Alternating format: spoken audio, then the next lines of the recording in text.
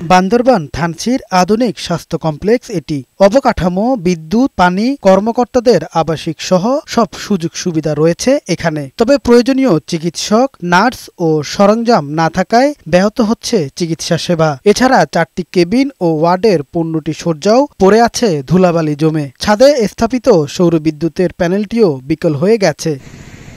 50 শয্যার এই স্বাস্থ্য কমপ্লেক্সে 12 জন চিকিৎসক, 18 জন নার্স ও 5 উপসহকারী সহ 105 জন কর্মকর্তা কর্মচারীর থাকার কথা রয়েছে। তবে আছেন মাত্র 2 জন চিকিৎসক ও 5 জন নার্স। জনবল সংকট জেনেও ম্যালেরিয়া ও ডেঙ্গু রোগীরা বাধ্য হয়ে স্বাস্থ্য কমপ্লেক্সে ভর্তি হন।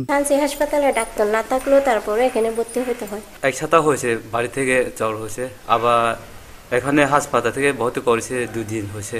স্বাস্থ্য কমপ্লেক্সের এই কর্মকর্তা জানালেন, রোগীরা যেমন বাধ্য হয়ে ভর্তি হন, জনবল না থাকলেও বাধ্য হয়ে সেবা দিতে হয় চিকিৎসকদের। একজন চিকিৎসক দিয়ে আমাদের এই হাসপাতালের রোগীদের স্বাস্থ্যসেবা দিতে হচ্ছে। এটা খুবই কষ্টসাধ্য এবং এটা এখানকার জনগণ স্বাস্থ্যসেবা থেকে বঞ্চিত হচ্ছে। সংকট নিরসনে সরঞ্জাম সহ জনবল নিয়োগের চেষ্টা চলছে বলে জানান পার্বত্য জেলা পরিষদের এই সদস্য। যাতে আমাদেরকে মেডিকেল অফিসার নিয়োগ দেওয়া হয় এবং পর্যাপ্ত অন্যান্য জনবল কাঠামো যাতে আমরা পাই সেই ব্যাপারে আমরা চেষ্টা করছি।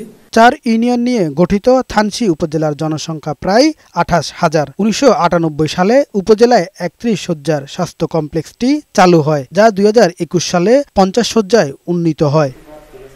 কামাল উদ্দিন, বৈশাখী সংবাদ।